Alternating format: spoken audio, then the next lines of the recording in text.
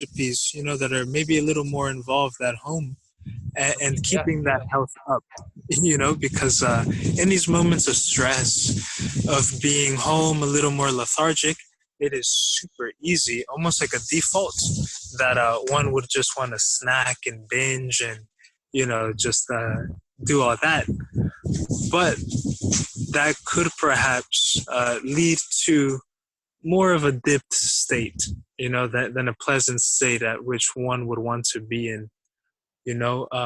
Just like overall speaking, briefly, I was telling a friend recently that I really see this as an opportunity, this whole situation, as an opportunity to personally develop rapidly, because it is in these challenging times that the greatest growth can happen. True. So yeah, whether that is being consistent with your intentions for what you set out for, whether that's consistently eating healthily, whether that's committing to a creative project, really using this time to power up, rather than wither away. And that all begins with the decision to do so. So, yeah. You mentioned not having a victim mentality. And what I thought of when you said that was, and that this coronavirus presents us with the option to take that victim mentality or not. Does taking that victim mentality create stress in the body? Absolutely. Absolutely. Because in a victim mentality, essentially, so breaking it down a little bit, it would be as if saying, with total responsibility, I am saying that I am responsible for my response to all that arises within my life. In the victim mentality, it is saying that I have no power to influence the different factors arising within my life. Now, obviously, let's say I don't like Corona. Well, I can't just make Corona go away quickly. What I can do, however, is not feed into the stress, the anxiety all around me. I can educate myself as to not spread misinformation, possibly. Different things like this. This is more taking that proactive, responsible approach, rather than, it's all crazy. So, yeah. That's what we're trying to do. I'm trying to do that by doing all these video interviews with experts such as yourself in different areas, so that we can get some more insight into each one of these different areas and gain knowledge, and hopefully avoid that mental state of stress that's going to result from just not knowing what's going on, or maybe missing an opportunity to improve, like you were saying earlier. Absolutely. And another key point with this stress, I suspect that the stress arises for many reasons.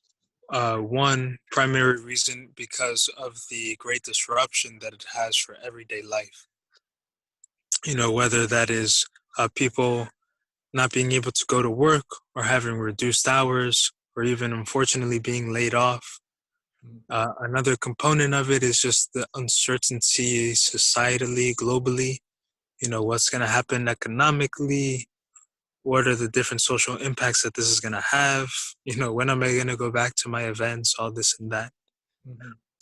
And, what's helped me, at least personally, is just accepting and knowing that nothing is ever guaranteed. And that's why I really like to focus on the big picture and the mindset stuff, because in having this kind of perspective from the start, such a thing happening wouldn't really shake one, who was not taking things for granted, thinking that, oh, everything is the way it is and it always will be. Not necessarily. And this is teaching everybody on the planet simultaneously, very clearly. So I believe that really diving into one's mindset Mm. is key at this time, and understanding and just reflecting, that perhaps there were some ways that I was viewing the world that were not so advantageous. Right, And now I right. have the opportunity, to change those perspectives, perceptions. I believe that throughout this whole situation, this coronavirus, there are deep lessons for everybody on the planet to learn Mm. at any stage of life. In any situation in life, there are, very foundational, just epic lessons. Yeah, Really, I agree. What do you think about this? I've heard this in the past. I tend to believe this as well, that people say that uh, people may view it as a bad thing. Like, I don't think anyone views this coronavirus as overall a good thing. I think it's something that we wish we could avoid. So yeah, they say that the lesson keeps presenting itself until you learn the lesson, right? yeah, yeah, And yeah. we've had these pandemics before. I guess we're not learning fast enough. We're not learning enough. It keeps Mm. repeating itself. Is that similar to what you were saying? I think that's definitely a part of it, and I think a part of that too is, you know, being able to take a little step back, or zoom out, if you will. That, the possible impacts that this is having in other places on the planet. I'm sure you and many people viewing have seen those images of emissions over China, and how they've been reduced. I'm sure wildlife is having the time of its life, due to just like less human activity, True. perhaps the cessation of deforestation in different parts of the world, things like this. So, not only seeing those things, but then also on the flip side, this specifically the society that we live in here in the US, and for the most part in most places throughout the world, is very, um, to use a term, a yang, so yin and yang. Right. Yang is more so the action oriented, the external heat, masculine. So the society is more so like this, Right. productive, get with it, work. Um, so this situation is super yin because it is Mm. slowing us down tremendously. It is inviting us to stay at home, to look within, to reconnect. So I believe that this also has a tremendous balancing effect for the collective to really learn that lesson, that it's not all about the external, not all about, you know, seeing our value based on what we can produce and how we contribute to this whole society, but, Mm. reconnecting to our own intrinsic value, and to ourselves, learning how to be whole without external stimulus and validation. So yeah. Yeah, excellent. Yeah, I hope that people are taking the time to learn this, and I do appreciate your insight. I think the biggest thing, like before we had this conversation in my mind, was that you would be able to help people with the stress. I think that's what it is, because the stress, as I think I mentioned in the beginning of this video, we know that affects the immune system in Yeah. a negative way. So if you can use some of the techniques you've discussed, they all sound like opportunities to me. All right. I know that most Absolutely. people would view them as negatively. So knee-jerk reaction would be, this is bad, this is bad. But if we view them as opportunities, I think the stress is really, you please comment on this. Stress, everyone has stress. I mean, there are some things you can remove yourself from so that you're not part of, and that reduces the stress. But I think most stress is just in how you handle it mentally, right? Yeah, How you process it. So what you're giving is, I think, some good techniques on how to process these things so that it doesn't result in the stress within your body, which is going to hurt your immune system.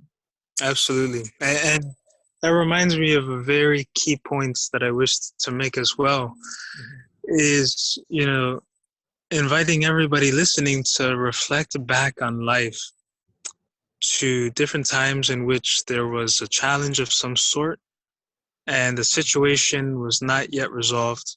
So we were in the middle of things and reflecting on the story about the situation that we were telling ourselves, just like our own mental narrative and projection of the situation, and then perhaps seeing how the situation resolved itself and probably ended up to be a little better than we anticipated, expected, you know? So like when one can reflect and see, at least in my own experience, the countless times, in which I've worked myself up and freaked myself out, All right. and in different times sent myself into a psychosis. Yeah. and and then at the end of it, yeah, it was all good. It was my imagination just running rampant.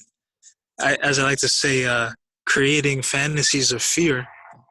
So I think that's really, really key, because tying back to the news and to our perspective is that objectively there is a situation happening.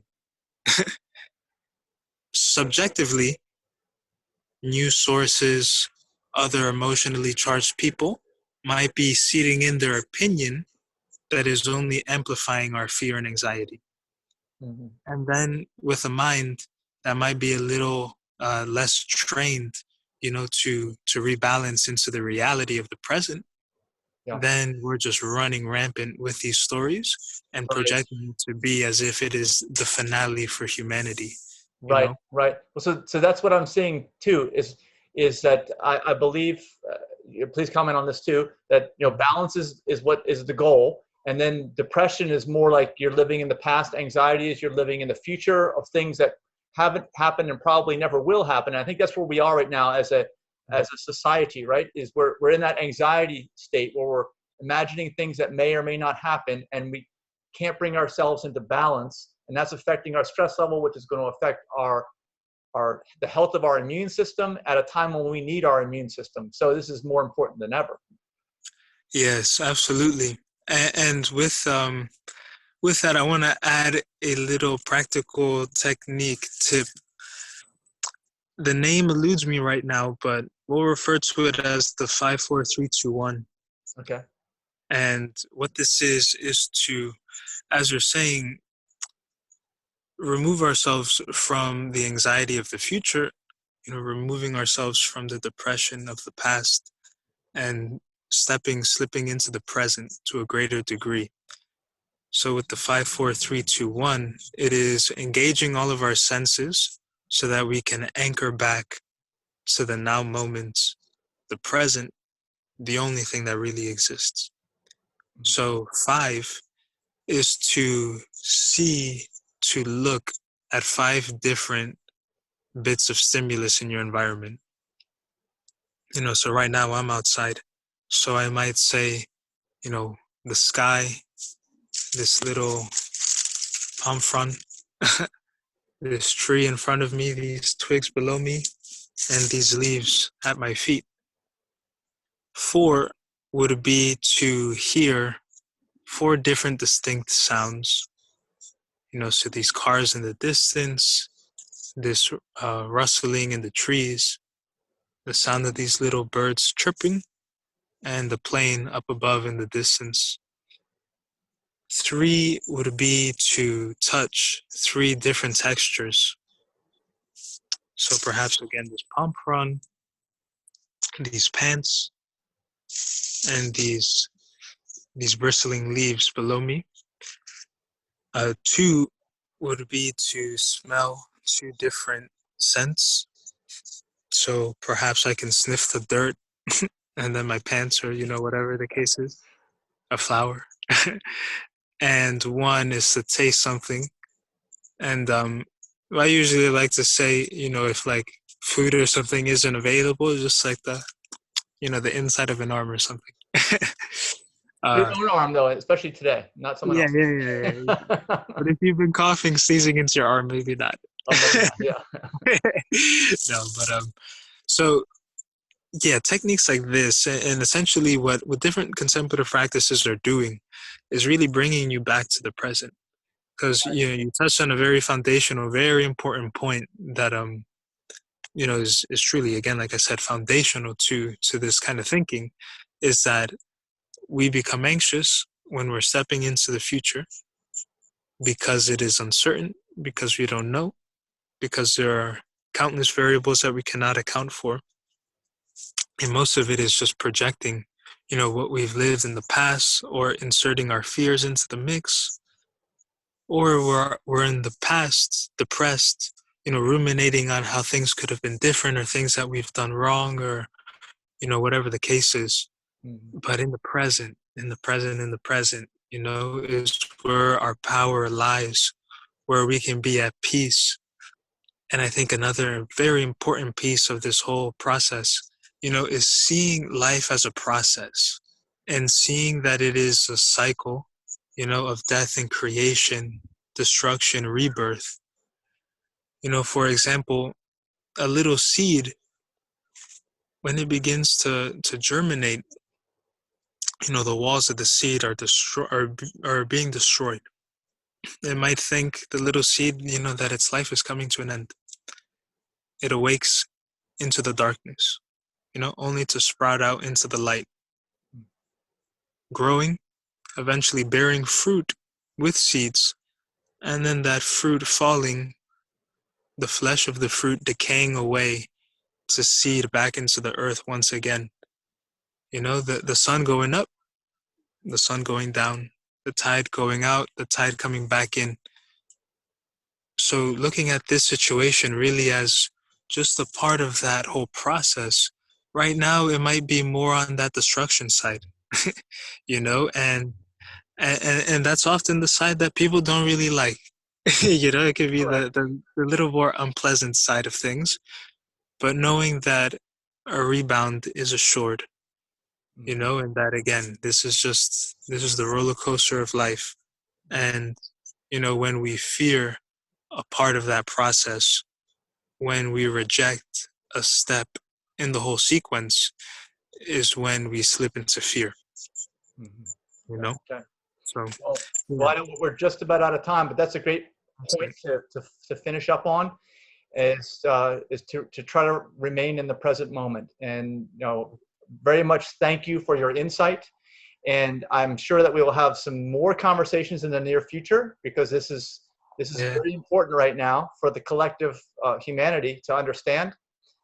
And again, thank you, indeed, XYZo, indeed. and we will see you again soon. All right. Thank you so much, Mike. Thank you, everybody watching. Have a nice one.